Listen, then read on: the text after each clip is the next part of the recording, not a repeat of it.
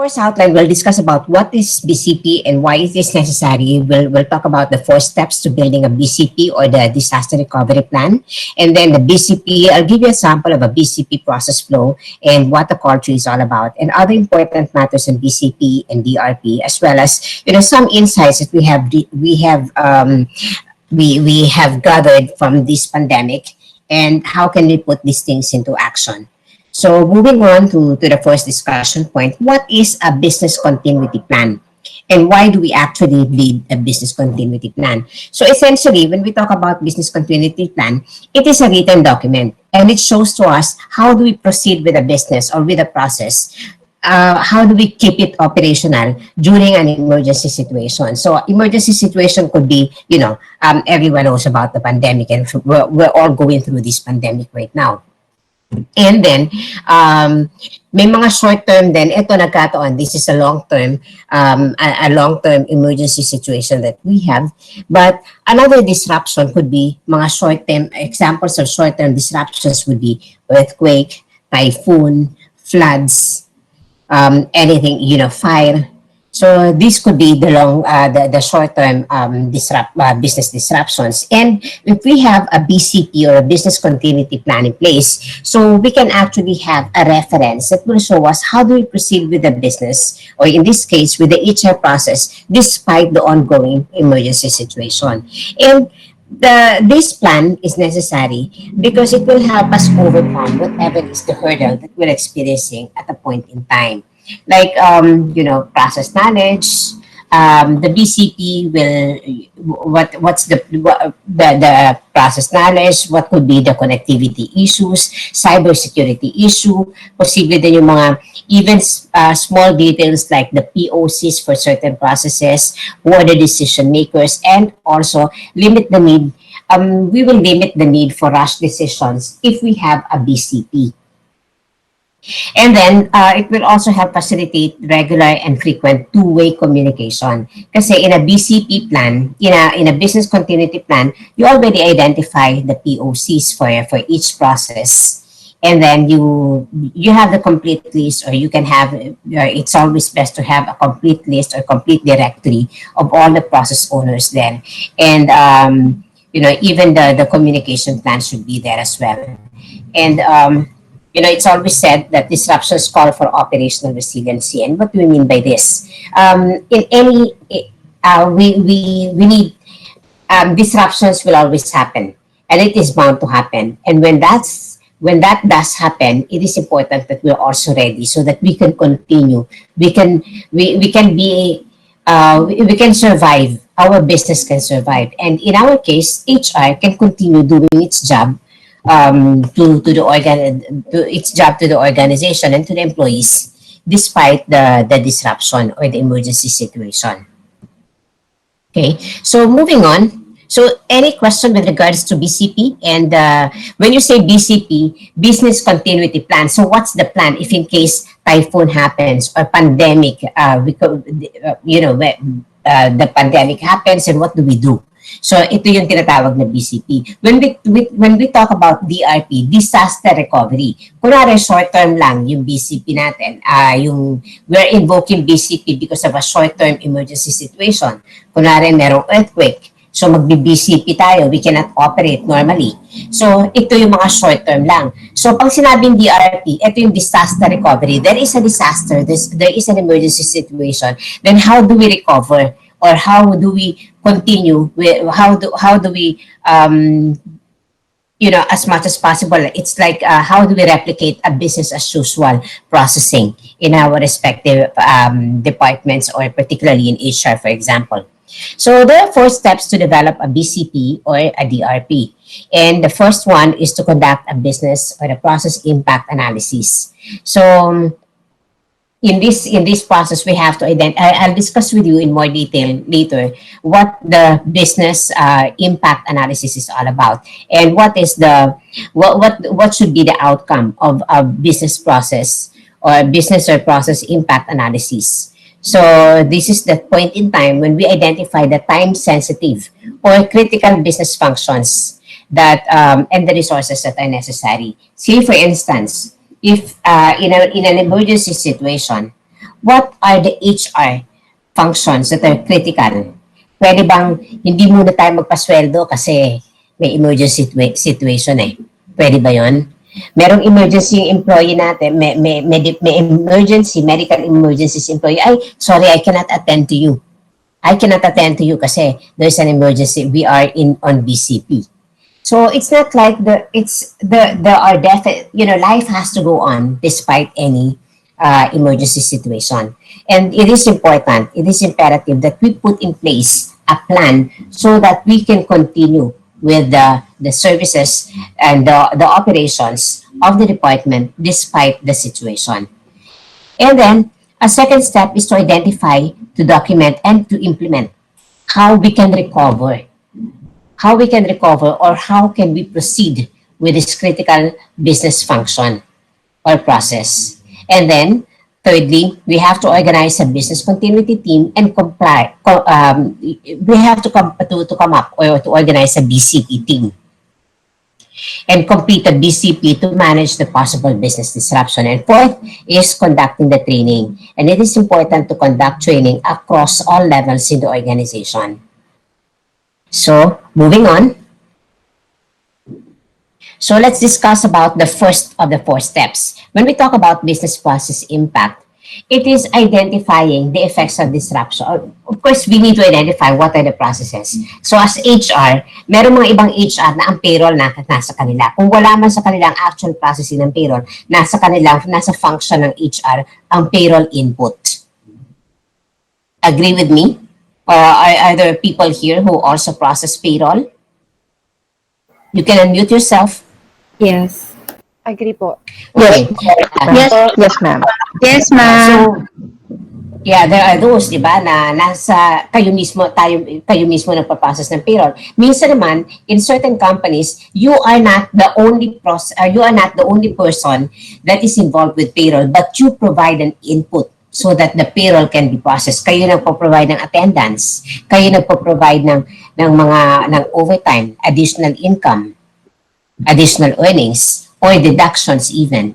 So you have a hand in the final payroll outcome. So we have to identify the processes that we own as HR and what of these processes are critical. Critical ba na magpa-training ka? Critical ba na i-continue mo at magpasweldo ka pa rin? Critical ba ang benefits administration? What about HMO? Paano kapag may empleyado na kailangan ng SSS, kailangan ng Certificate of Employment, o kailangan ng PhilHealth form? Are these things necessary? Should we continue doing these things or should we stop doing these things because it is an emergency situation? Obviously, there are a lot of positions obviously there are a lot of processes that cannot stop just because of an emergency situation. So we have to identify these critical processes of HR. And then in that business or process impact analysis, it should contain the operational and the financial impact. Kasi if you know the operational and the financial impact of that particular process, then you will know that will be helpful in coming up with your prioritization. Ano ba yung dapat na meron kang disaster recovery? Ano ba yung mga dapat na services that we provide or processes that you do that should not stop or should continue despite the pandemic, despite the emergency situation? And then at what point when we lost the function or process, when loss of the function or the process will result to business impact. Kapag hindi ka nagpasweldo ngayon, hindi na makakapasok ang mga tao sa susunod na, probably by next week, wala na silang panggastos, wala nang pamasahe. Or pag hindi ka ba nagpa-training ngayon, what's going to be the impact if hindi ka nagpa-training ngayon? Will people still continue to deliver the work that they do even if they are working remotely?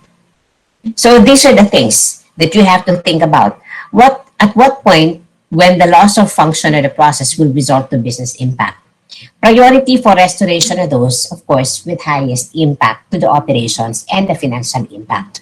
Kunwari, in some companies, in an IT company, meron kaming, siguro sa ibang kumpanya siguro, in an IT company, merong in some HR of IT companies, meron tinatawag na scheduling team. The scheduling team is the one that actually it has an inventory of all the skills of the people, of the resources. Tapos sila nag-schedule, ay ito, merong project na nag-open, so lalagay ko tong SEP skill, lalagay ko sa project na yan. So, this is we have to determine whether kung limitado yung resources mo, dapat ba kung limitado, dapat ba fully functional din yung scheduling team mo? O po pwedeng hindi sila fully functional, kasi pero dapat yung payroll mo kompleto, yung benefits administration mo kompleto. So you have to, the prioritization of what specific process in HR should proceed will depend on the one with the highest potential for operational and financial impact. And then we have to determine also the business impact analysis should also contain the recovery time objective. So there are 4 items that we need to include in a business impact analysis. One, what's the financial and operational impact?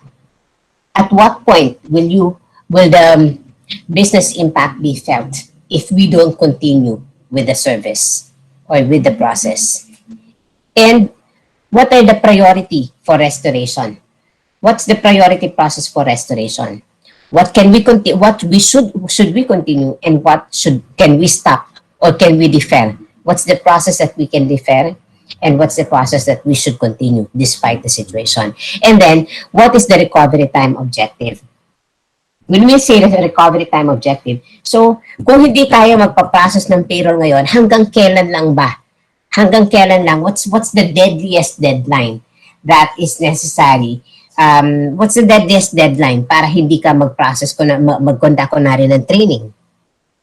Or para hindi mo na kahit na you defer your recruitment processing. What is the deadliest deadline? If we are going in a pandemic like this, can we afford not to process payroll? Can we afford not to have benefits administration? We cannot, right? Pero kung short term yan, you may have a need to determine kung pwede bang i-stop muna o parang after 3 days, siyempre kunwari kung payroll may mga cut-off pa yan, can you still afford even if you don't recover that process yet? Kunwari kung 3 araw lang o 2 araw lang, baka po pwede pa, hindi pa? So of course, again, if it is payroll, may mga cut-off tayong pinag-usapan because you have dependencies with the bank, etc., outside vendors as well. So any question at this point? None, ma'am. Okay, so if there's none, we will continue to the next slide. So the resources required for recovery, what are these? So if we will go back if we will recover the process, we will continue with the process, then what is the manpower that's required? Pwede bang isang tao na lang yan instead of 2 people? Then will there be requirement for office space and fixed assets? What about technology? Do we need extra computers to do that?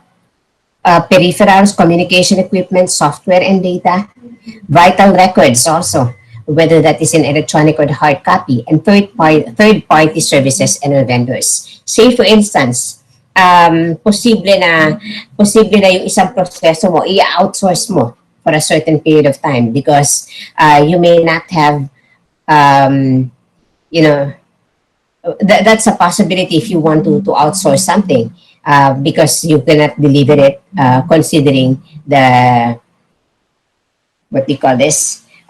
Considering given the situation, you may want to outsource, for instance, administration. Like i-connect mo lang for a temporary period of time, you may want to the nurse, a nurse from your HMO provider to actually handle all inquiries pertaining to HMO. Say, there are instances when, say, during this pandemic, and there are quite a lot of things that HR is working on because, you have to keep tab of what are the local laws that you need to feed back to stakeholders from outside of the Philippines, mga leadership. So, you may want to, you may be thinking of outsourcing the HMO administration or insurance administration to your broker. That's something that you can think about. I had a situation before when I was in another company when my 201 file, all my there was a flood in that part of the of McKinley. So yung compactor ko, I have a room. I have a compactor for all the 201 files. And because of the flood, there were 201 files that actually got wet.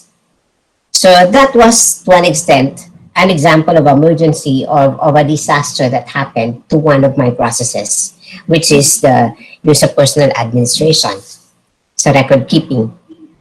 So in a situation like that, I just cannot, because even if we were back to normal operations, but the fact is, I have my 2-1 files all wet. So I need to be able to recover from that. May mga hinahire kami, may mga bagong 2-1 files na ginagawa yung team ko. But at the same time, may mga basa na 2-1 file, and what do we do with that? So what I had to do that time, I contracted a third party service.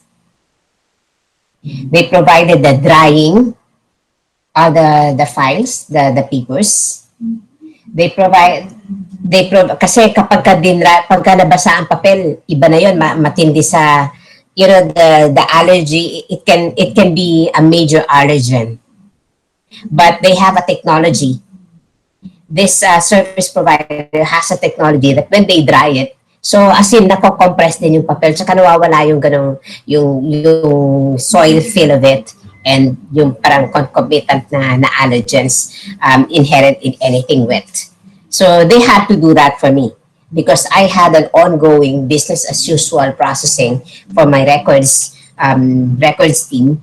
And then, eto pang isa, I had to form another team through a third party that will do the drying. So these are things that you can think about, or these are things that can happen in the future. So moving on, so the first, as I have mentioned, is about the business impact analysis, and then the second, the second is about the recovery strategies. What will be our fallback options when a disaster happens? So, do we invoke work from home? Do our employees are the employees enabled to work remotely? Do they have laptops? What about cybersecurity? Meron bang issue pagdating sa cybersecurity? Meron bang protected ba, or meron ba kayong VPN in place that they can actually connect to ensure that there is still info security, that info security is not compromised? You can also involve partnerships or reciprocal arrangement with other companies or affiliate companies probably. What do I mean by this? Say for instance, if you are a BPO company, if you are an HR process outsourcing company, kunwari nagpo-provide ka, you do recruitment process outsourcing. Ikaw ang nag-hire para sa ibang kumpanya. Probably you can invoke, if in your contract meron kayong reciprocal arrangements na pwedeng si employee ko na naka-assign sa'yo, in case of emergency situations where she cannot work from the office, from our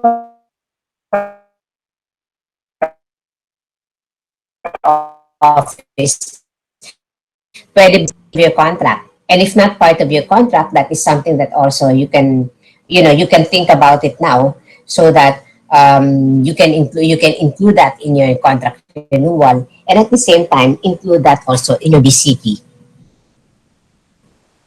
And also, if you have affiliate companies, kung apektado kayo ng baha dito sa isang lugar, but you have a sister company elsewhere, then probably you can strike that agreement, and in case of emergency situations, can we take a portion of your space so that some of, a skeletal force from this company can work from there. And then you can also invoke on transfer operations. So, when you say transfer operations, ito yung if you have another branch in another city that is not affected, o kaya meron kayong branch in another country, so you can transfer the operations in another location. Yung on client side operations, ito yung sinasabi ko na apart from invoking the partnership arrangements, then you can also invoke an partnership arrangement with a client. Kasi meron tayong, di ba, usually sa mga BPO companies, sometimes you are providing a service for somebody else, for another company. So, your employee can work from their site instead of in your office. And then subcontracting with third parties, because if this is going to be, if it will work better, because of they have the technology, then why not do subcontracting with third parties? And then I highlighted this portion of develop workarounds for other processes as may be needed. So, maaring at this point you have an automated process, but because of the pandemic and you don't have a VPN, you don't have a safe network if people will be working remotely from their houses, then paano yun? You may think of a workaround for another process, or a workaround so that you can still come up with the outcome that is expected despite the fact that a certain technology is not available. Or say for instance, sa ngayon pagka pumapasok ka sa opisina, tapos kung meron pang gumagamit ng nagbabandi clock, or you have your time in and out recording. But if people are working remotely, so what are you going to do? How can you get that? There is no in and out from the badge report. So how are you going to monitor that? Probably you can have a SharePoint where people, once they log in, then they just input it there. There are a lot of things that your IT or some free applications that you can utilize to help out with this. And then reallocate existing resources.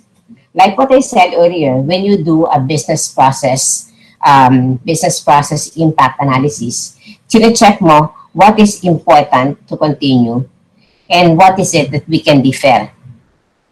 What's the service or the process that we can defer? If, for instance, you decided that you will defer a particular HR process. So if in case you decided on that, then what do we do with this other person na hindi ganun ka urgent na i-continue yung proseso niya? Then probably you can reallocate that existing resource to do something else, because there will be more work because of the manual processing, the workaround that you have created. Then that's reallocate the existing resources. Then prioritization of the process. Well, we have spoken about this. We have to think in terms of what's practically necessary. What is a compliance requirement? Pwede bang hindi ka muna magbayad ng SSS? Pwede bang hindi ka muna mag-process ng mga monthly premiums? So you can also consider like the profit margin, the customer relationship, in case you are an HR process outsourcing company. So what do I mean by this? Baka this is kind of connected also to limit customer commitments. Say if you are in an HR process outsourcing company, say payroll services to other companies, or wag ng payroll, kasi ang payroll kahit anong mangyari dapat matuluyan eh. Pagka may ipinapasok, may tinatrabaho ang tao, dapat binabayaran. And it has to be paid on time. Say for instance, you're doing recruitment for other companies. So you have to determine you may have to limit customer commitments. Of course, sa ngayon, medyo kahit paano, kumukonte, may mga kumpanya na mas bumaba ang hiring. But there are still companies that continue to hire. So in situations like that, you may want to talk with your clients para ngayon malimit mo na yung customer commitments and you can focus on those that will generate more income for you in terms of profit margin or in terms of customer relationship. Ito madaling kausap ko si kliyente na to. So mas madali natin ma-i-defer, pwede nating i-defer muna yung processing para sa kanya because we need to focus on this or what do you call this, may mga critical or may mga red flag clients kayo. Okay? So, moving on. Any question at this point? None po. So, step 3, thank you. So, step 3 is business continuity organization. When we talk about the BCP, there should be a team that is behind it. So this team that is behind this business continuity planning or disaster recovery planning, the job that they will do is on top of their daytime jobs.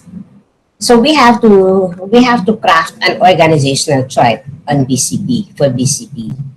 And then we have to define the roles and responsibilities of the BCP team members, identify the lines of authority.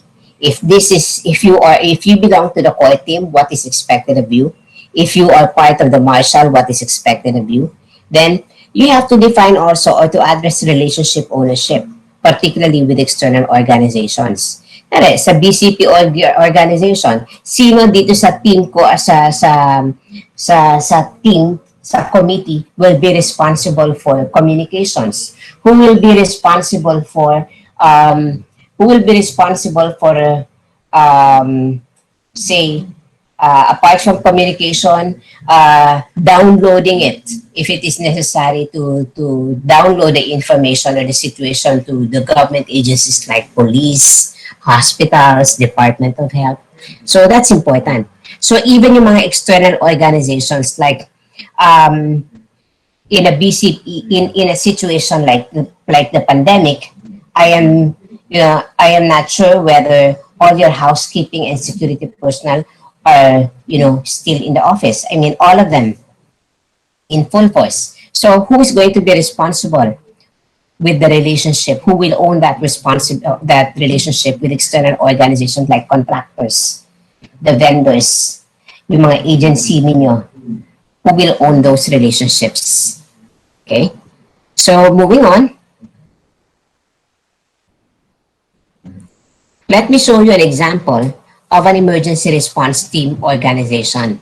So of course, that should be the prime mover of an emergency response team is the person, the highest role in the country or in the location, or whoever is the designate of the person.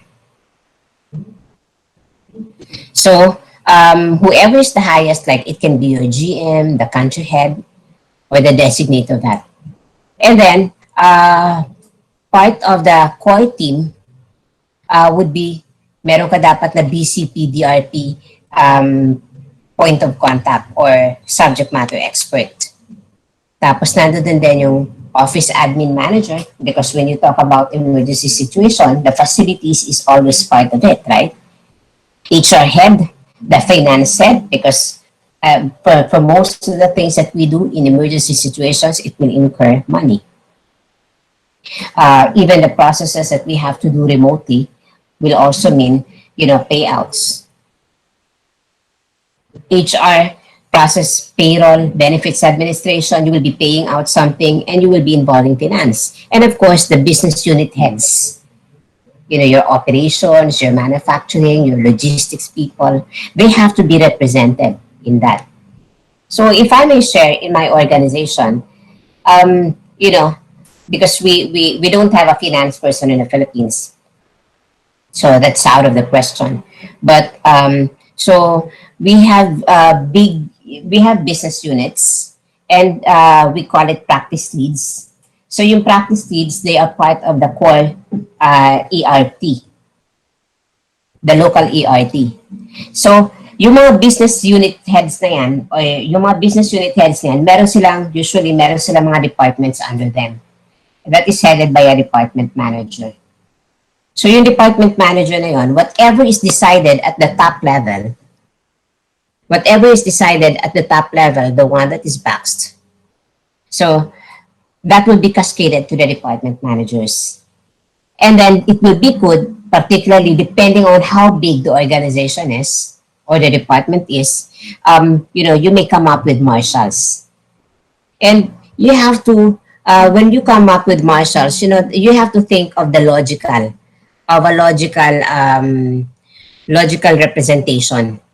So pwedeng gawin mo na per sub-team, meron kang marshal, o kaya per work area cluster, o kaya per floor. You can. So, dun naman sa top, dun sa core team or emergency response team, you should include, if you have a person, if you have one, then might as well include him here. Kasi importante, lalo na when most of us are working remotely. So, yung InfoSec will play an important role in terms of cybersecurity. He can advise on those things. VPN, the connectivity, safe connectivity. And I did not include here the nurse. Depending on the situation in your companies, kung labor intensive yan, marami kayong mga machines, tapos people have to work on site. So it may be necessary to include the nurse as part of the core team. So there, it will really depend on the situation and your business scenario. Case kasi hindi ko kasama ang nurse dito, pero because I'm the one cascading it to the nurse, so we're aligned on this matter. Okay, so syempre, apart from your direct employees, you also have your agency personnel, usually yung security, yung housekeeping staff. Normally, the security and the housekeeping staff, kapag mga emergency situations, eto din yung tumutulong. Diba? Parang they act also as sweeper. Parang kumbaga sa mga mountaineers pa, diba? Yung mga sweeper, parang pagka lalabas na mag-evacuate yung mga tao, sila din, they are helping out in directing people where to go, saan yung mga exit, yung mga exit, pathways, and even drivers, etc. So they are part of the whole thing. So when we do a training with regards to the BCP, it is important that all these people are well aware of what the process is. Okay, so moving on. So you have to define the roles and responsibilities. Like when you talk about the ERT committee members or the lead committee, so ito yung nagpo-provide ng input on the emergency conditions for decision making. Say for instance, during this pandemic, HR provides information as to, what does DOL say? What are the requirements of the Department of Labor? Ano yung mga requirements ng DOH na dapat ginagawa ng mga clinic? Ano yung nire-require ni IATF? So we provide this information, right? If you are a PESA accredited company, so it may be on you or it may be with your office administration manager responsibility, but PESA guidelines are also should also be considered. And then the head of the ERT committee is the one that finally makes a decision based on the inputs that are provided by the committee members. The head of the ERT committee is the one that finally says whether are we invoking BCP or eventually are we lifting or revoking the BCP. And then we assist the department managers and the marshals if in case we need to evacuate or to already invoke BCP. It is the team that sends the communication to the next higher leadership on invoking or revoking BCP DIP. So like in our case, our country head is the one that informs the leaders abroad that this is the situation in the Philippines. We have invoked BCP. or we have already lifted the BCP, and then if during that BCP period we keep on updating. Usually kapag kunwari mga short term lang na BCP yan na in-invoke, ano yan, parang every 3 hours na updates. But if it is a long term like this, and it is global anyway, everyone knows. So, ito yung yung long haul like this. So, ito, yung mga updates namin is more of on a weekly basis or whenever necessary. Like, meron na namang bagong dole guideline, IATF. So, from GCQ, MECQ na kami, MECQ na kami ulit. So, yung mga ganon. So, we tell that. But of course, it will depend on how big the organization is. So, kapag ka ganitong, you can opt that the head is the one managing the higher leads, the higher leadership, or there could be a designate. And at the same time, meron din, para there is already division of labor. There should be a committee member and probably the BCP POC that can start the communication ng pagko-communicate that we are already invoking. We are declaring that we are declaring BCP for the whole location. So we have to, because this is an emergency situation, so things have to be done as fast. And, might as well do divide and conquer. So divide the work among the committee members and define it so that the expectations are very clear to them, the responsibilities are clear to them, and you don't have to, to keep on asking and waiting on everyone else to confirm what you're going to do, especially in an emergency situation. So it is this EIT committee committee that consolidates all reported incidents and also initiates timely dry run and review of the process.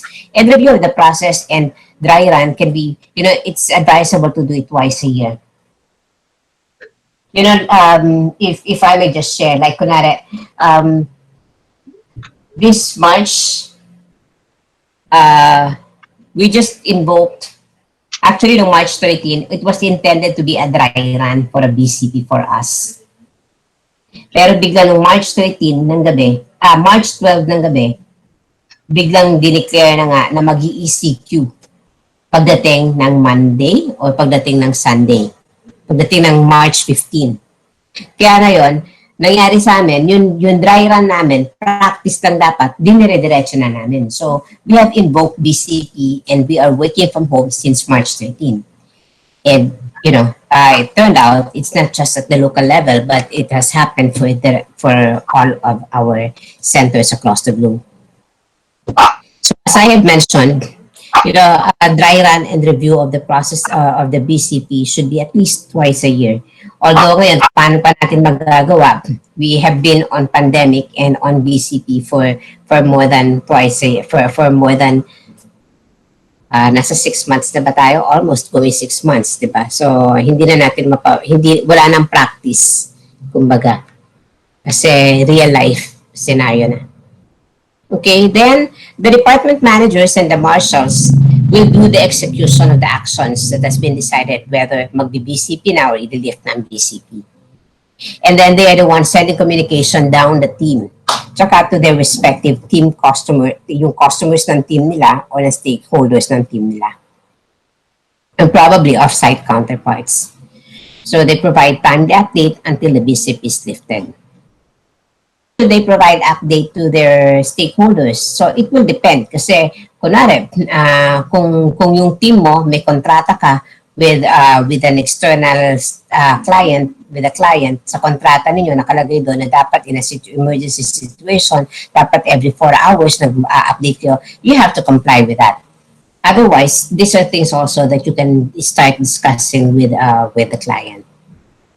And then assist office admin manager and other ERT team members to direct about where the you fire, police, and other emergency personnel to the nearest facility entrance.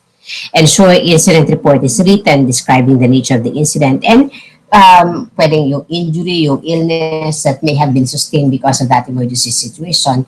Um, and also, it will even be helpful if in case may mga pictures or video that will aid incident investigation.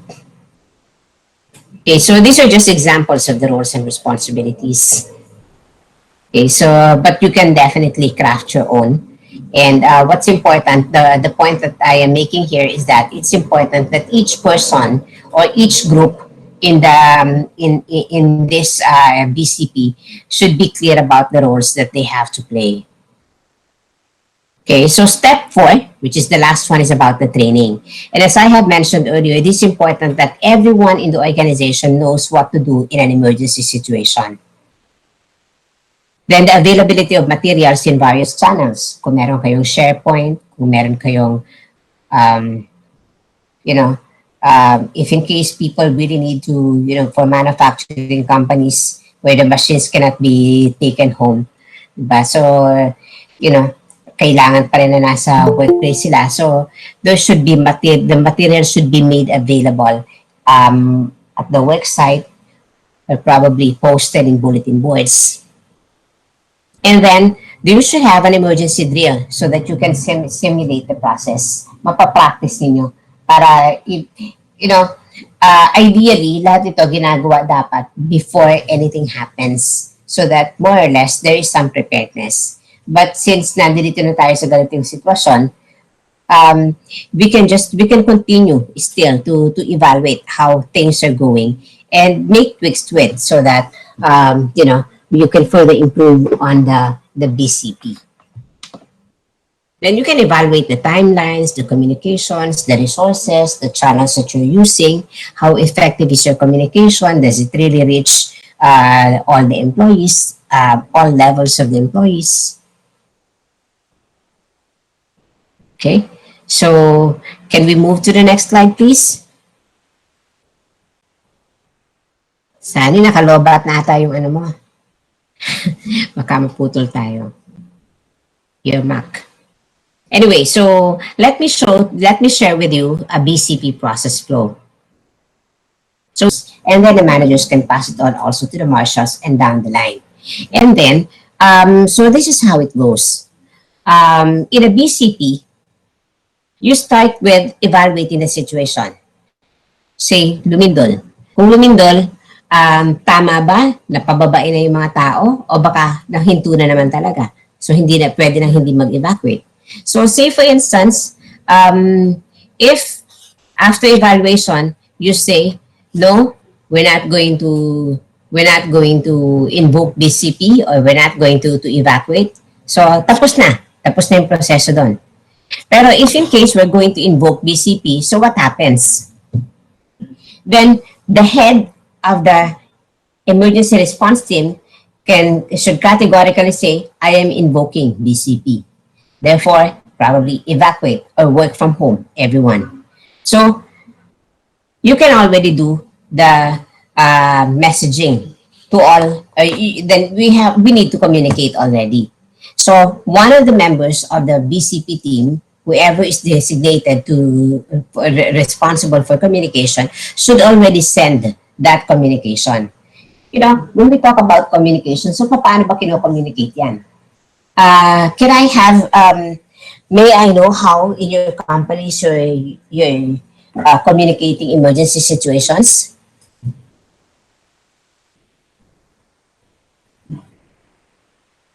Anyone in this group?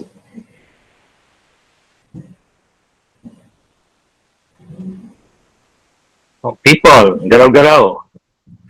You can unmute your mic. Sa amin kasi kapag mag-i-invoke kami ng BCP, say matindi ang ulan ngayon, so for tomorrow, you have the option to work from home. So there's an SMS blast. Meron yan, may ganyang product or service ang Smart at saka ang Globe, yung tinatawag na SMS suite, messaging suite. So you can have, say for instance, Teradata or yung company name niyo tapos yung BCP team, yun ang lalabas sa employee when they see their messages tapos naka-broadcast na to all who are registered in that SMS messaging suite. So I understand that we pay on a per message ang bayad dyan. So that's something that you can consider. Or pwede rin email blast. Pero yung email kasi, pagkagabi, makukuha mo pa ba yan? Eh nung March 12, na in-invoke namin na tuloy-tuloy na tayong BCP bukas. So gabi namin na i-release yung SMS nun. So at least mas maraming immediately available on hand sa kanila yung cellphone nila kaysa yung laptop nila. So that's something that you can consider.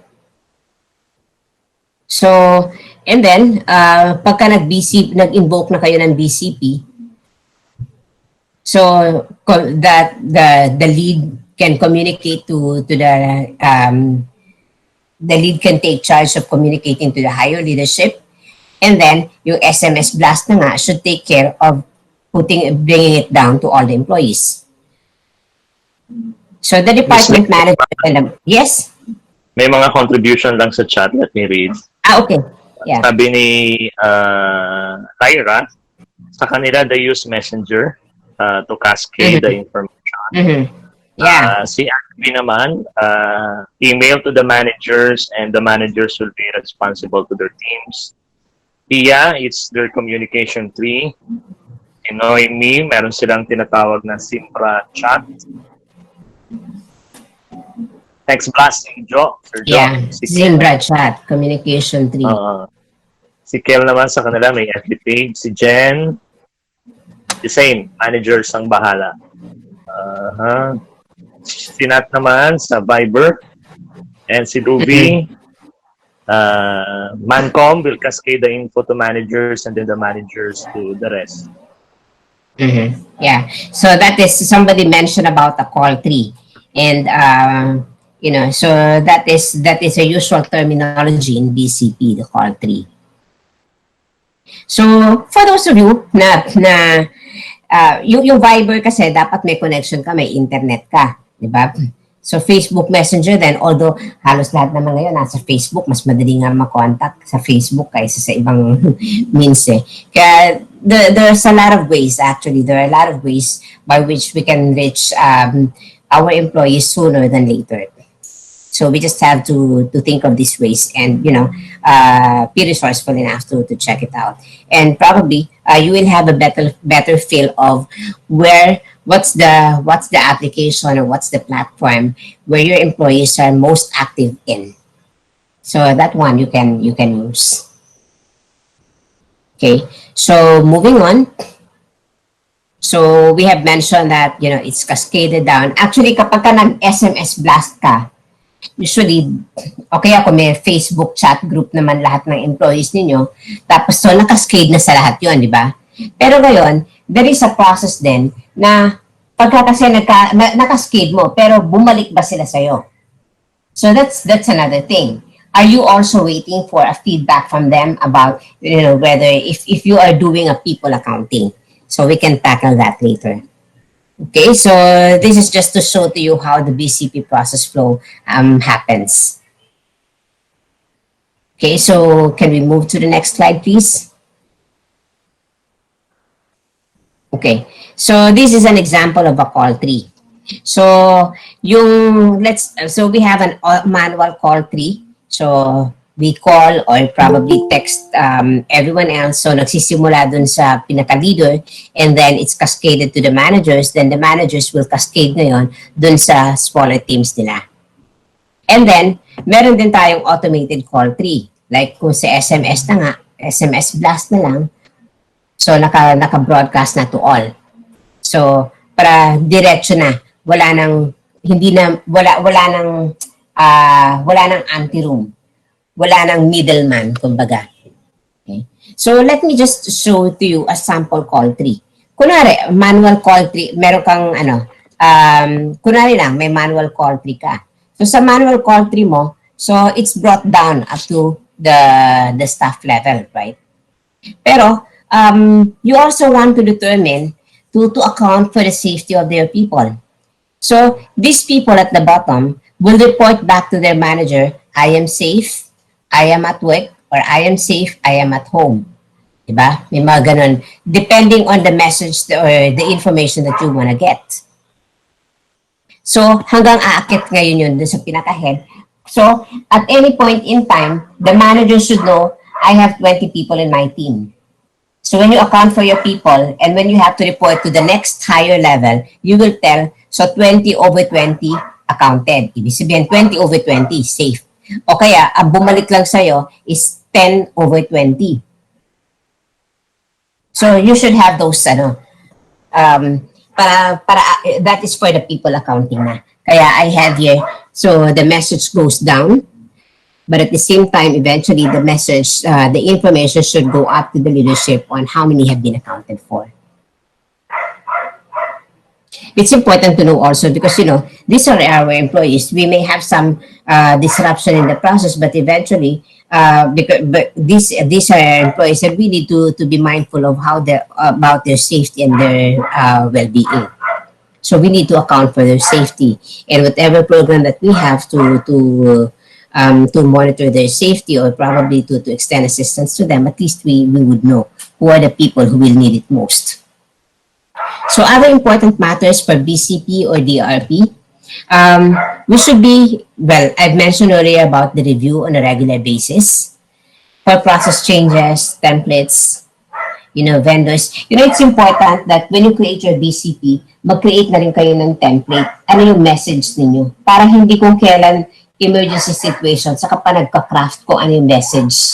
So have the message already. Tapos i-send out na lang. Depending on the scenario. And then,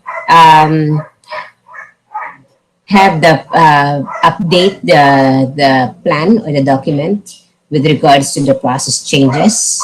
If in case may mga process changes na, so you have to update it.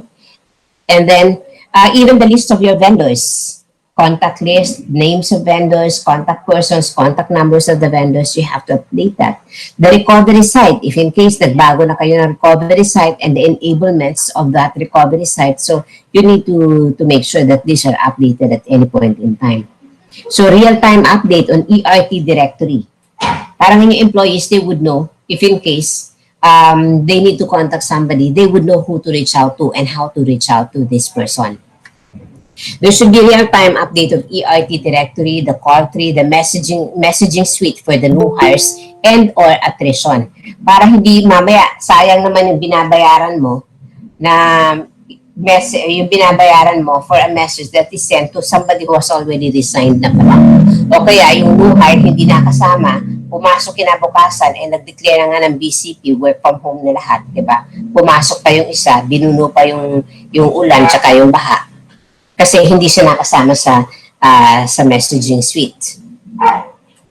Then real-time update for government emergency contacts like police, ambulance, fire, and building. And even, this is not a government emergency contact, but building administration, because if you are a tenant in one of in a building. And then as I've mentioned, ready the SMS messaging templates for various scenarios. And also consider, when you come up with your messaging, consider, what's the language that I will use? Sino ba ang audience ko?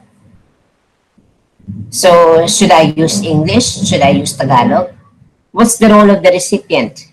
Kasi baka sinasabi mo, BCP, work from home, invoking work from home by starting tomorrow, lahat ba talaga yon work from home? O baka meron mga empleyado doon, meron doon yung iba doon, sa mga employees mo, they need to be on site.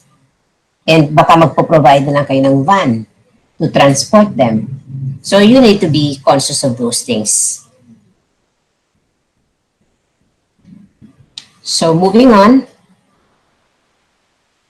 during this pandemic, these are some of the insights that I think we should put into action. So with regards to communication, it is important to keep the employee connection alive and active. At this point of pandemic, considering that for the longest time, March. So, like in our case, we have been working from home for 5 months already, going 6 months by September 13. So, I mean, you need to, people have not been used to this long, not with lesser physical or face-to-face interaction. We're not, none of us are used to this very yung prolonged period na talagang remote lang. So, lahat tayo, we are trying to adjust to the new normal. But at the very least, create a semblance of a face-to-face interaction. So by making that connection, maintaining that connection with the employees, making it alive and active. Like you can continue doing town halls, virtual town halls. Ang dami ng free apps. You can do Webex, you can do MS Teams, you can do Zoom, you can do something like this. At least just to create a semblance of what people have been so used to. And then also continue with the interaction, the camaraderie, so that because it will continue to build. Somehow when you create that semblance, you will the intent is to still develop that camaraderie among employees, and then build effective crisis communication tools. So trust building in communication is important. So it's not like, lalo na sa situation ngayon, like what I said, everyone is trying to cope with the new normal. So it's not like you can say, so please be informed that blah, blah, blah, you are required to be in the office by this time, by this time. So have some emotions when you be sensitive in the way that you craft your communication. Like you can say something like, we recognize that every one of us is, going through going through a stressful situation at this time. So here are ways by which here are ways that we thought will be helpful so that you can to fast track your recovery from or your adjustment to this new normal. So something like that. And then when I say building trust in your communications, how do you build trust? You build trust when you do what you commit to doing. What you commit, you will do. So whatever you say, whatever it is that you have said, then just make sure also that you deliver on that. If you say that, in we will do monthly town halls to update you on what we're doing. So prior to return to office, we commit to we will be doing town halls to update you on a weekly or monthly on what we have been doing in the workplace to make sure that when you return to the office, everything is going to be safe for you. So make sure that you deliver on that. You have to go back to the employees, report back to your employees, and show to them, be visual to them on what have you been doing in the workplace to prepare it for the return to office. Have you put that directional signages? Have you installed the sanitizing stations? Have you taken out, have you spaced out the workstation so that there will be 2 meters distancing? Well, it depends if you're using 1 meter distancing. So have you done that? Have you put the directional signages so that it will be unidirectional in the office? Do you have the foot bath ready, prepared? Do you have all the supplies for the mask and the face shield? So these are things you can be visual about it so that at least your employees are really assured that you are taking care, that you are in charge, and that you are delivering on what you have committed. So that is building trust in your communications. And then you have to create channels to use. Like, uh, you may have your WebEx, you may have your Yammer, you may have your Zoom or whatever is the platform or application that you're using. So you can put all of this, at this time when people are stressed about the situation, when at this point, at this time of uncertainty, parang wala akong naririnig sa mga employees ngayon na ang dami-dami namang email tungkol sa COVID, puro na lang COVID. Wala akong naririnig na gano'n. In fact, what the feedback that I get is that there is no such thing as oversaturation of communications pertaining to this. They appreciate that we update them on we have already purchased this. If in case we return to office by January, masks are available, face shields are available. We have this 3-month supply of alcohol. They appreciate it, regardless of the several communications. And then schedule of updates, like every 3 hours during short-term BCP, or at least every week for long-term ones, are based on existing BCP or agreement with clients and stakeholders. And like what I said, like in this long pandemic, yung mga updates can also happen if in case, may mga IETF there, may mga declarations of government that's impacting, how people should be that's impacting people mobility. So we have to provide those as well. Okay.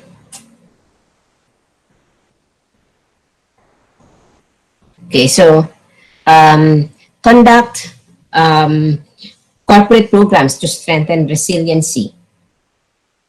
And so that we will continue to have that interaction and communication with our employees.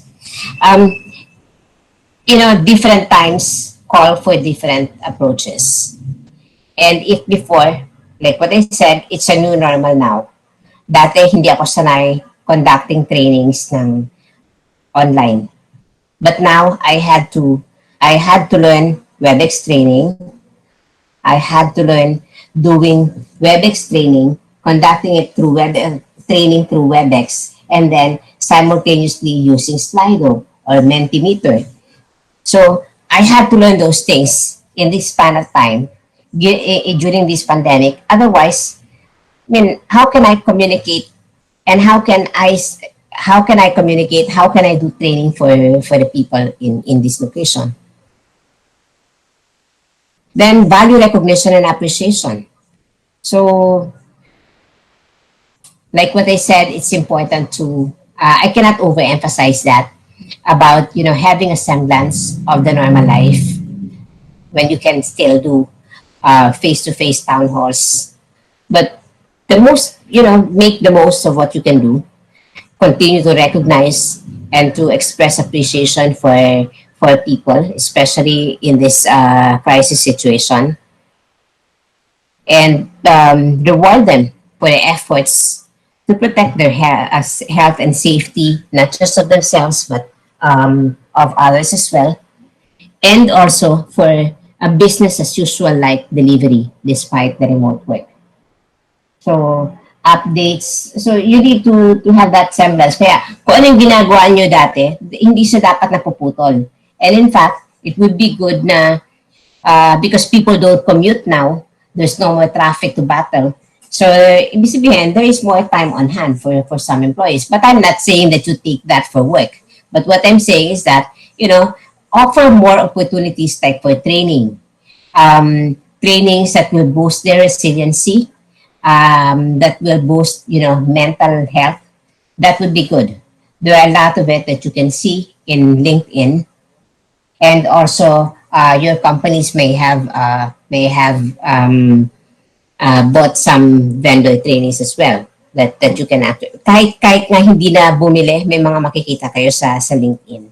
Marami siyang training that you can actually, gather all the links and then send it as options for your employees. And it would be good to encourage also at a team level that they watch all together a particular training. Kasi minsan pag sinend mo lang ang link, minsan nababwede lang sa email. Okay, so moving on. This is also a time when we can review or craft policies. We can review the existing ones or craft new ones depending on what is being called for by the time.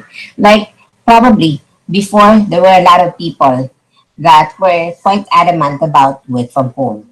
Work from home, hindi mo ma-monitor ang productivity niyan. Ay, work from home, baka mamaya nag-aalaga ng anak yan. So, naapektuhan yung productivity niya, bababa yung productivity niya.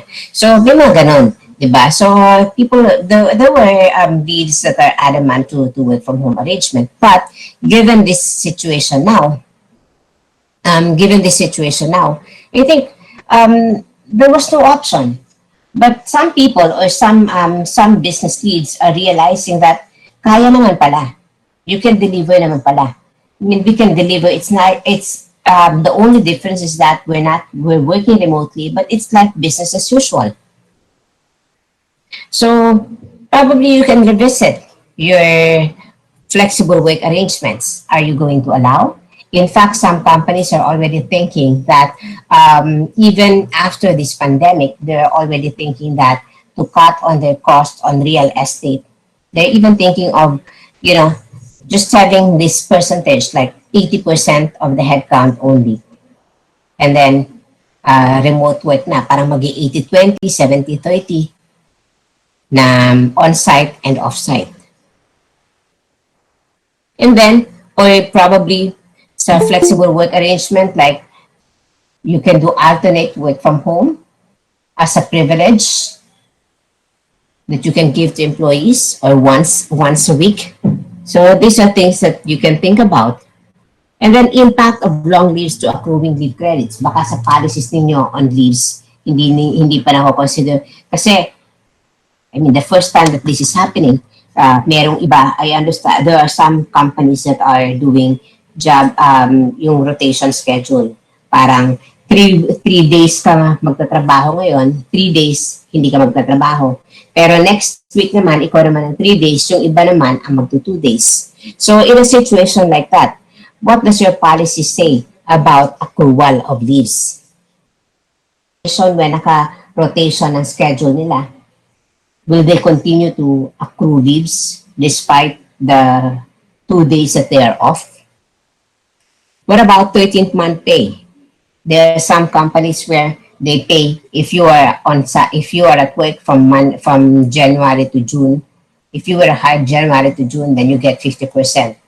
If you're hired from July to December, if you're hired from January to June, you get 100%. 1 month pay, 13th month. Or from July to December ka naman, 50%. 13th month. Is it still going to be like that? What about those that have not been, parang 50% lang sila, parang naging part-time lang sila kasi a rotation schedule sila. So these are things that you may want to look at. You can also check about the policies that you have with regards to allowances. What about the frontliners? Na kahit na naka-ECQ, kailangan nilang pumasok kasi food manufacturing tayo eh. So, kailangan meron tayong production. O kaya, alcohol manufacturing company ka. So, wala sila, forced to good sila, pumapasok sila. Kahit na naka-GCQ at saka isa lang ang tricycle, special palagi ang bayad nila. So, what allowances are you going to provide? If you have not come up with that yet, then think about it. Are you going to provide allowance or supplemental allowance for connectivity? Or probably for those people, kasi kapag usually may mga ibang companies, kapag on-site nagtatrabaho yung employee, tapos panggabi siya, di ba binibigyan natin ng transpo allowance. Ngayon, hindi naman siya magko-commute dahil nagtatrabaho naman siya sa bahay Hindi naman siya magko-commute, hindi na siya magta-taxi going home even at night time. So some employees who are night shifters, to them, it's some sort of decrease in their net take-home pay. Kasi dati meron akong transpo allowance, ngayon wala na akong transpo allowance. So, what are you your company you may want to consider giving a wellness or a vitamin allowance. Kasi naka-night shift siya, whatever we say, iba pa rin yung shift, iba pa rin yung impact sa health or sa resistance, sa health resistance, yung naka-night shift yung tao. and handle situations of employees who do not feel safe to be at work, even if they are not sick. So how do you do that? How do you handle that? And you need to be able to cascade this also to the department managers who will be the first line, who will be the first line to receive communication, to receive inquiries from employees. I am not sick, but I fear for the people that I live with here because I live with senior citizens or I live with somebody who has who is compromised in terms of health. So, disruptions call for operational resiliency. It's important. And at the same time, it's important to review whatever is the policy that we have so that we can adapt to the course of the times.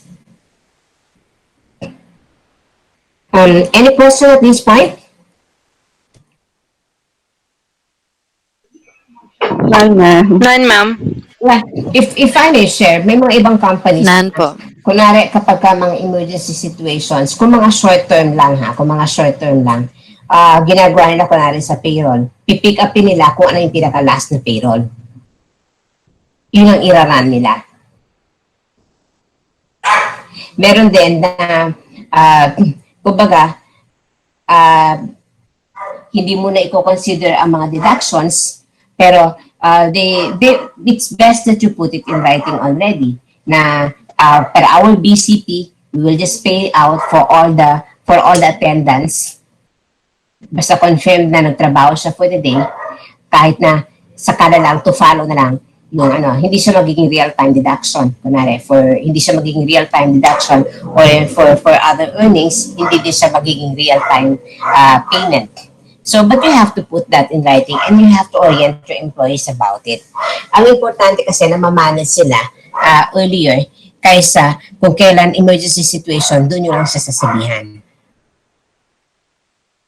For those people that you know na talaga namang nire-require ito, talaga naman nag-overtime to, palagi to may mga excess for this group of people, palagi yan may excess na 2 hours every day, or at least meron niyang 10 hours every cut-off.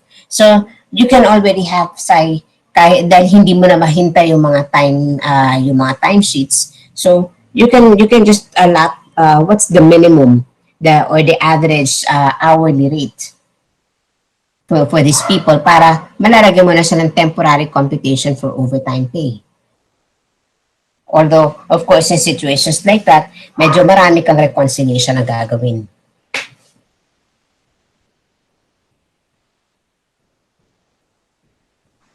Sharing or questions, people?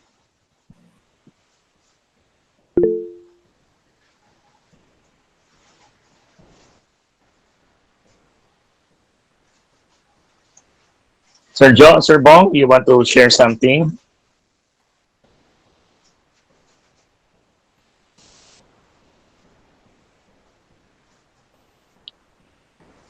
Sir Bong, you want to share something? Myra, you have some question?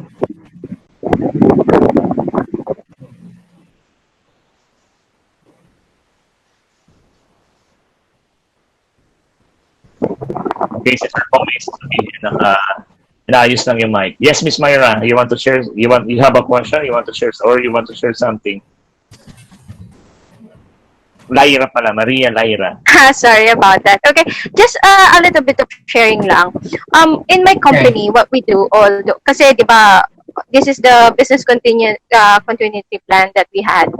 Right now is very different to what we did before. Kasi nga ngayon, everything was disrupted. So, ngayon, what we did is we computed our payroll na. Halimbawa, kasi nga, we don't know yung scheduling nila. So, we track the in and out of the employee on the time that they say hi to the groups kasi we use telegrams. That's what we do now. So, if, say, kunyari, 9 o'clock, pero no late. Just, tracking lang that they are really in that particular day. Pero, we don't do OTs na. Unlike before, diba? Kasi before, we also have a work from home set up. But we can do OTs kahit nasa bahay. But right now, we don't do that. We told them kasi give them ample time. So, just do your work. Bibigyan kita ng work for the day, hindi ka naka-pay sa 8 hours duty, but you have to finish it on this day. So, even if you finish it at 10, 11 o'clock, it's not an OT. Well, of course, rest day and holiday duties is different. It will be paid. Pero yun nga, and they are okay with that naman kasi they understand. Yeah, that's Yun lang. totally fine, lalo na kasi you give them all the flexibility. Like, it's not just Yes. start at 9 o'clock so that you can finish at 6 o'clock, diba? They have the flexibility, especially at this time when the children are already back to online classes. So some of your employees are parents. And while they are working, so sometimes there are disruptions because they have to coach a child, a son or a daughter with regards to the online class. So these are things Yes. that you can actually do. So it's a give and take thing. Diba? So I give you the flexibility, then just deliver it within the day. I'm not giving you a deadline for as long as it's end of day. And ma'am, And just it's to add agreed. up, It opo, is agreed, right? You yes, yes, expect of someone course. to put that in writing na meron kayong contract. Yes, yes. Yeah. We do. Actually, just this moment, I did on an advisory on e-signature. Kasi nga, di ba, we can't do, signature right now is very important, but how can we do that? So, we did have an e-signature right now, and talagang very mahigpit din kami. We made sure that we are complying in the data privacy and everything. So, binigyan namin sila ng memo about that na kailangan when we do e-signature, dapat your signature is yours alone. Hindi pwedeng gamitin ng, kunwari, kahit ng boss mo or ng iba, hindi pwedeng gamitin. As, mga simple tracking moment lang naman. Hindi yung tipong, paki-forward ko sa yung e-signature ko, paki-paste na lang dun sa... Yes, kasi hindi ko alam kung paano. So what we did is we trained them. Parang, okay, everybody download Acrobat. We will do a PDF file. And then, yon lahat e-signature. Kasi yung iba, they will tell you, matanda na kami, ayaw na namin gawin yan. Hindi kami sanay dyan or everything. Or something. Pero, ngayon, hindi namin pinapayagan. Talagang mahigpit kami on this. Kasi, iba ang bilis din yung cybersecurity, ang hirap. Mm-mm. Ito yung maganda yung ginagawa niyo sa inyo, Lyra, no? Kasi ito yung common struggles din sa mga organization. They're trying to insist on the traditional framework, the traditional work hours, and yung also dapat nakikita ko kayo na nagtatrabaho. In one of the forums, I think this was sponsored by Channel 2 back then, or meron akong side discussion with Karen Davila kasi ang ini-insist niya, bakit kailangan mong bayaran yung employee for the whole 8 hours kung hindi mo nakikita kung paano yung ginagawa, kung actually nagtatrabaho. And she cited an example of one of her friends na parang ang pinaka-time out nila is you open your Zoom for 8 hours.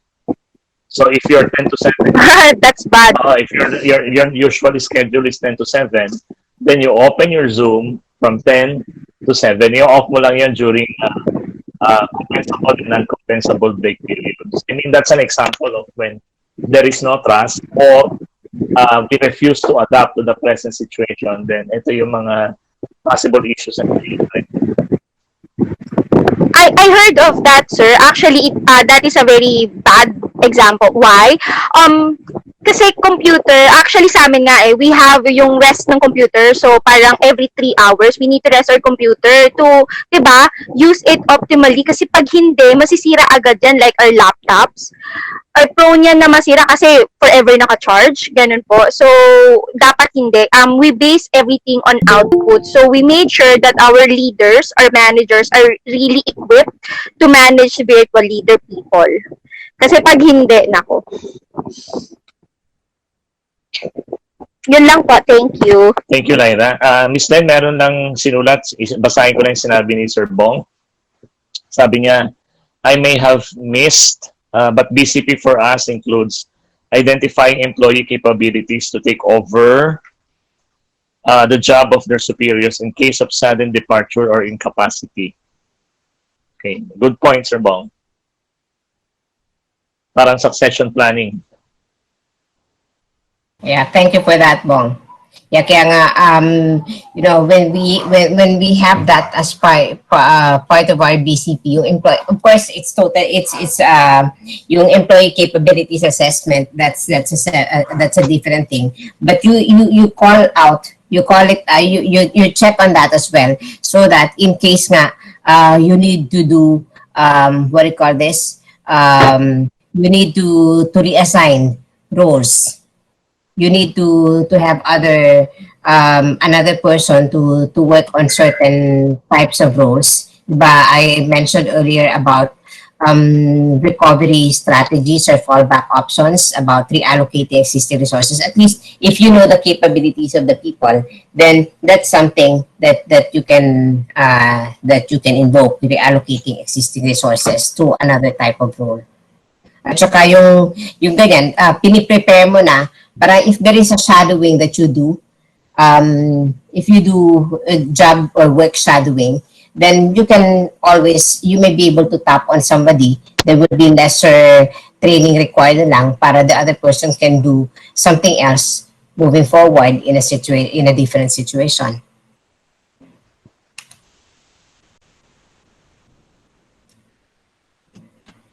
All right. Who else would like to share? Hi, sir. If I can share Yes, go about ahead. our visiting plan. In terms of communication, I'm working po kasi in a global company. So, we have assigned a project manager who oversee the BCP plan of every offices. And she is also in charge of the communication to ensure that proper message, and also doon namin sinasabi ko ano yung situation at each offices, ano yung local legislations. Even pag may mga positive cases kami ng COVID, we are very transparent to share it. Of course, with the data privacy and GDPR compliance as well. We don't disclose the name and everything. So we're doing that consistently in communication. And also because of the pandemic, we have created several pay rules.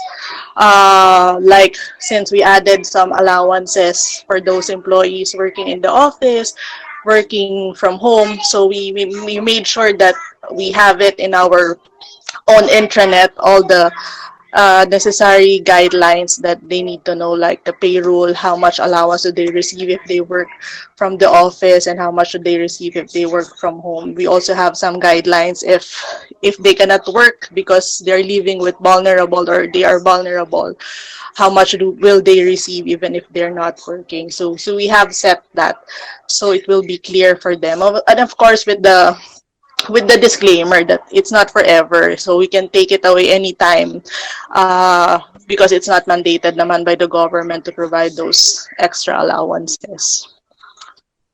And of course, yung mga wellness programs namin, we continue it pa din for the well-being of the employees. Like, we have employee assistance program providers, so we do webinars since we have the regular wellness talk every quarter, we do it via webinar.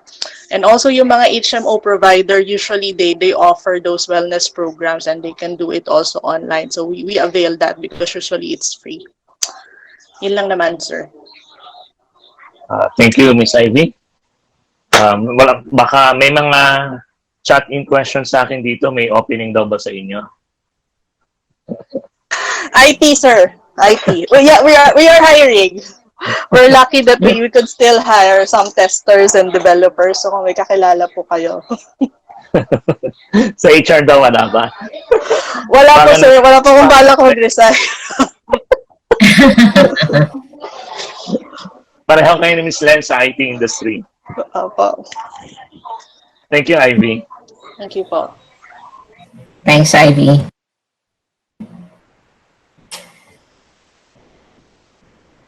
Would like to share. Nakakatuwa yung sharing ninyo, no? Kasi nakikita natin na ang organization na mas prepare, mas less yung stress pagdating do sa HR practitioner. Okay, Ara, you want to say? Okay, question. Go ahead. Okay, so hearing from from Ma'am Len, obviously I can honestly identify no na parang yung company namin kaya pala nasa stress kasi wala kaming BCP. um, Kala ko tanong mo kung ano, nagpupuling sila IB at saka si, si Lenny eh. Actually, ito po, to be honest, no, ito yung mga hinahanap ko sana and ito sana yung mga gusto ko sana magkaroon ng contribution sa company ko. Because I don't know, it's just the way my brain works, no? I love to help in strategizing yung mga ganito, and nakikita ko kung ano yung mga pwedeng siguro gawin para mga precautionary or prevention, ganyan. It's just that, syempre, limited ako, no, sa role ko because bukod sa, startup po kami, so, okay, paano ko ba siya describe? So, we are a startup na parang sister company ng isang 35 years old na company na. It's a joint parang corporation ng isang 35 years old at isang 20 years old. So ngayon, parang baby. So parang ang nangyayari po is, they, parang from the outside, merong structured, established na HR and all the planning, structure, ganyan. Pero ang totoo, sa loob, wala. Like kaming mga empleyado, whether HR or accounting or kahit anong department, nagtatanungan talaga.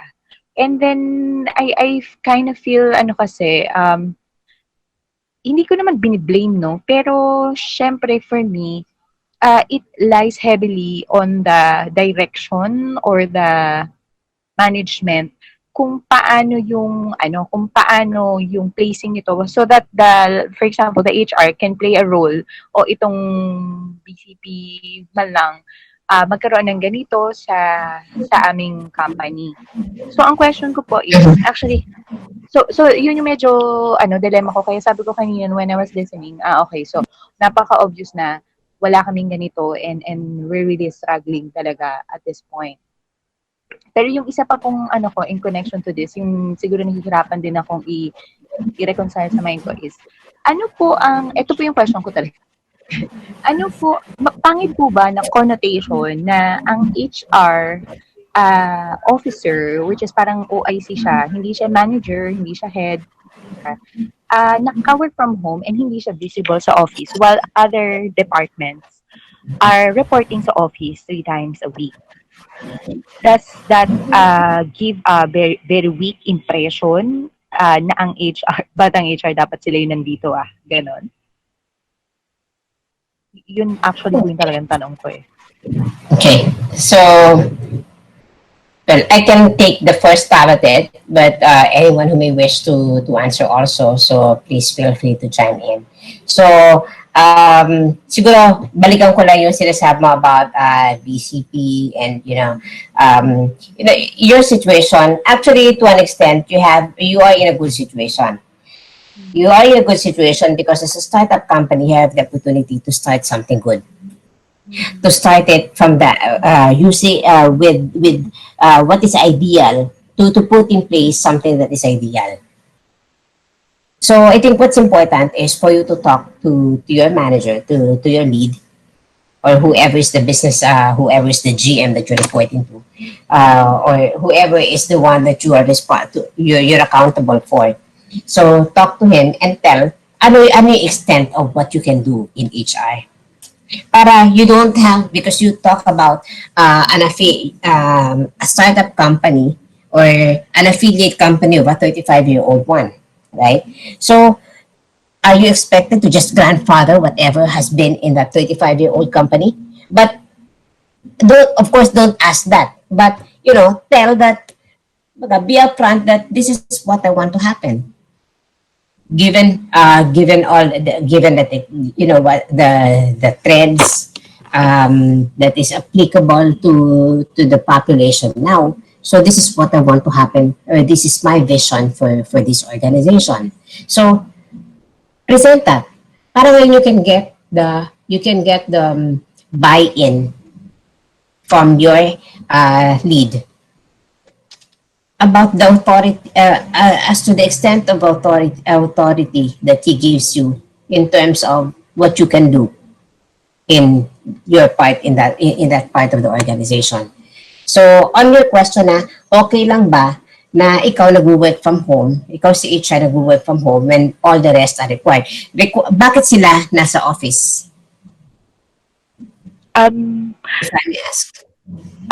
Kasi po, yun yung ni-require sa kanila ng managing director na they're directly reporting to like finance, the accounting, the purchasing. Is the work, can they do the work in the office or remotely?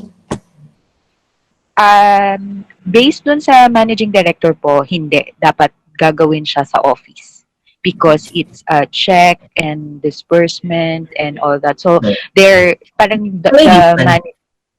po. So there is a reason why they are working on site. Not they cannot.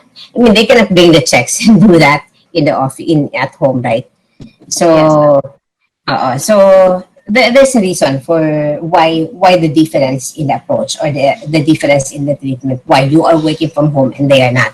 So I am not sure whether I have been in the IT industry for quite a long time already. Kaya this is the way I think. But to my mind, you know, I think people should do away with the thinking na bakit ako ganito. You have to, but sila, bakit siya naka-work from home, bakit ako nasa office but required sa office? Bakit siya naka-laptop, bakit ako hindi naka-laptop? So, I think people should veer away from that mindset, from that attitude of comparing without thinking about the rationale for it. Because at the end of the day, we have a business to protect. We have information to protect. We have information to safeguard. We have assets to safeguard. So I don't really see the point of you feeling sorry for them that they are working from the office and while you are not there, and that you should feel guilty about it because you have varying situations. And I think what's important is that create some semblance. Even if you are not on site, then you have to create that semblance that you are there by making yourself visible remote through other platforms, Okay. email communications, town halls, or catch apps. Yan yung isa So, kong the town halls. Yung hindi ko po alam kung overprotective lang yung managing director ko because she does not want us to have a group chat with all the employees because ayaw daw niya nung tina-town hall ang HR. I'm not sure where she's actually coming from, pero I think she has adopted that from the 35 years old kasi doon siya nanggaling before sila nag-venture nung partner niya. So ngayon, even if we wanted to do a group chat or whatever na ganyan, she does not approve of it. So, yun yung isang nagli-limit din. What I can see na factor that limits us then. Even ma'am yung what you were saying na, well, I am making myself visible by calls and emails and all that. Pero yung something to connect with other employees na nasa office and all so that hindi ma-feel na bakit ang HR parang exclusive na ka-work from home, parang ganon, while us risking here. Yun yung isang struggle ko po. Ara, if I may further clarify, by making yourself visible, I'm not just referring to being heard in town halls or being heard in calls, but even email communications because of the programs that you're introducing. So that is visibility. That is visibility because if you introduce programs, if you introduce trainings or engagement activities. So this is going to create that visibility for you also. But I think a hurdle that you have right now is for that manager, for your stakeholder to have that appreciation for the technology that is available, for you to use so that you can for easier and faster catch ups and communications connections. Okay po. Salamat po. Isang sentence na sa akin, Ara, welcome to life. Okay, sir. Kasi ang sasayawan naman natin na musika is yung musika na pinapatugtog ng kumpanya na pinasukan natin eh.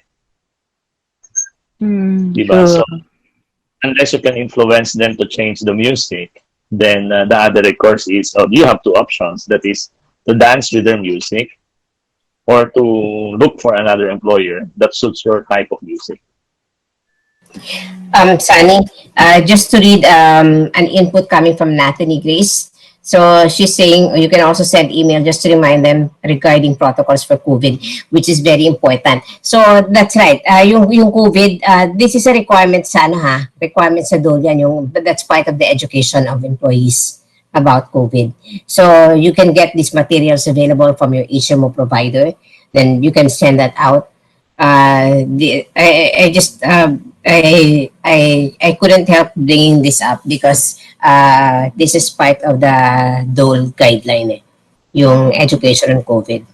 Yes, ma'am. Actually, ito po, we have, ako naman po ay merong ganitong mga communication with them. Siguro lang yung idea ko talaga siguro is that the visibility na nakikita ka or nandun ka. Pero in terms of even ito, even yung mga emails kasi na yan, that will create that visibility for you. Kasi if, the guideline right now is if you can work from home, right? That's what's being encouraged by the government to save everyone from contaminating COVID. Yeah. Okay po. Thank you. All right, it's already 8 p.m., so we can entertain one last sharing or question. Sir. Okay, yes, Joe. Sir Joe. Kasi ano din ako, from IT company din. Parehas kami ni Miss Len. Long time no see. Yes, Miss Len. Ayan, so like we mentioned earlier, ano naman tayo yung regarding sa visibility. So not because we're not physically present doon sa office is hindi na tayo masasabi na visible to employees lalo na working from home tayo. Then like Ms. Ara mentioned earlier, takot yung managing director niya to create a GC or yung to create a town hall, which I can relate. Kasi somehow parang ayaw ni head na magkaroon ng parang connection or yung feeling na parang comfortable masyado yung mga employee. So what I'm doing is just have a parang once a month meeting with all the managers. Hindi natin masasabing town hall yon, but somehow we connect with them, ask them their feedback status of their employees, ano bang mga concern nila. So yun na lang parang pinaka maging channel nyo. Then later on, try to improve kung ano ba yung mga ni-raise na concern ng mga managers. Tapos yun nga, gaya nung sabi din nila Natalie, send email communications. Be active in replying immediately to any concerns or issues that they raise out. Kasi previously, nangyari kasi sa akin is I have a HR director. Although, hindi pa ito nangyaring pandemic, she's not present in the office once a week lang, or kung nangyari nga parang twice a month lang siya. So employees are asking bakit allowed, sila hindi. There were some valuable reasons that we just need to explain to them kung ano yung mga scenarios bakit ina-allow yun. Like, siyempre, meron siyang, she's pregnant, delikado yung pagbubuntis niya. That's why we're allowing them to work remotely. So, proper explanation lang to all the employees para matigil yung mga issues and concern. Bakit there were parang bang nagkakaroon ng favoritism para maiwasan yun. So proper explanation and yung policies in place, explain din ano din ba yung eligibility. So explain lang yon. I think that way matitigil yung mga issues and concern na nire-raise na employee. Okay po. Salamat, sir. Thank you, Sir Cho. Miss Jennifer, you may want to ask something. Kasi si Miss Jen is from Baguio and she specifically joined this session para may madagdag doon sa kanyang initiative. So before we close the session, Miss Jen, you want to say something? Hi, good evening again. Thank you, Sir Sunny, and thank you, Miss Len, for a very enlightening talk. Actually, I did learn a lot of things this evening na about yung the establishment of emergency fund para lang hindi karga lahat ng company kasi we do understand that businesses nowadays are also having difficulty. So, hindi natin pwede ikarga lahat ng pwedeng ikarga sa company. So, this is very helpful and I think I would like to propose this sa aming board of directors. Yeah, actually it's pretty helpful, Sir Sani. So, we're good. Just to share lang a little bit also to Miss Ara about yung distinction between who are the priority people who should be working on site and then yung mga home-based. Ang HR kasi sometimes we're considered as hindi tayo yung sa sales hindi backdoor support tayo or office. So sometimes there are a lot of things that we can do na hindi tayo on site. So don't feel bad about it. So ako din I'm the HR and ako yung naka-assign ng work from home along with the finance. Okay, diba? Thank you. Yes. So thank you, Sir Sunny, and thank you, Miss Len. You're welcome. Thanks, Jennifer, too, for your sharing. Miss Len, any last words? Well, just glad to have shared whatever I can in this session. So I hope I'd have the time to participate in future ones. Minsan lang kasi medyo erratic yung schedule ko eh. Sometimes I have other calls during the night. Okay lang, Miss Len, dahil pagka ni-request ka naman after a while, you always, you're always willing to share and laging nakakatulong. Okay, so thank you very much. Thank you. Glad to be of help. All right, people. So I was thinking of our next session next week more on group discussion lang. We will not have a resource person. It's more of answer sheets that we will be sharing. This is more on the idea came from my session yesterday. Ito yung how do we help an HR to be assertive. Like it's good we have Ivy, we have Sir Joe, we have Lyra. Andiyan sila sa organization that takes care of the employees, that respects the HR. Okay, pero may mga organization na medyo hirap si HR kung paano niya i-transition yung organization, i-position yung departamento at mas makatulong sa kumpanya. So what I'm thinking of doing next week would be more of a workshop, more of a sharing. And ang iniisip ko is pag nag-sign up kayo, wag niyong ilagay ang totoong pangalan. Any superhero name will do.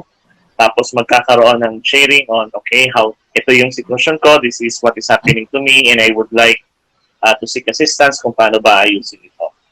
So, things like that. So, I will be announcing ano yung magiging final approach natin, but it's, for lack of better term, ang iniisip ko dito is parang yung concept ng Alcoholic Anonymous. Okay, so parang ganun siya na we'll be sharing good practices, we will be sharing bad experiences, and the community, the rest would be able to assist and help.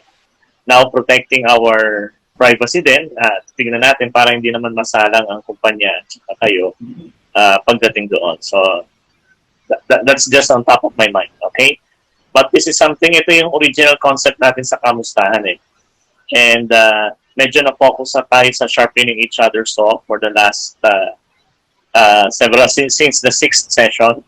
Ito yung focus natin. So, why don't we settle down and then just try to open up again. Yung first 5 sessions ng Kamustahan, medyo intimate at saka medyo malalim yung discussion.